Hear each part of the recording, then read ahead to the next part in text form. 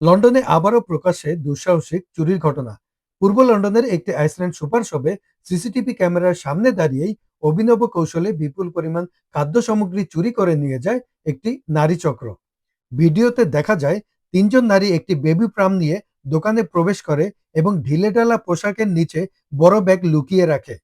এরপর তারা দোকানের ভেতরে ঘুরে ঘুরে মাংস, আইসক্রিম, ডিটারজেন্ট সহ বিভিন্ন পণ্য ব্যাগে ভরতে থাকে।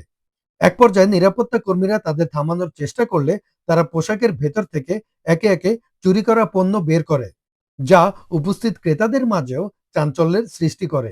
দোকান কর্তৃপক্ষ জানিয়েছে চুরি হওয়া পণ্যের মূল্য প্রায় ৩২৬ পাউন্ড। ঘটনার পরপরই পুলিশকে খবর দেওয়া হলেও অভিযোগ রয়েছে কোনো সহিংসতা না থাকায় পুলিশ ঘটনাস্থলে পৌঁছায়নি এবং অভিযুক্তরা সেখান থেকে পালিয়ে যেতে সক্ষম হয়েছে। এ ঘটনায় নতুন করে উদ্বেগ তৈরি হয়েছে লন্ডনের খুচরা ব্যবসায়ীদের মধ্যে।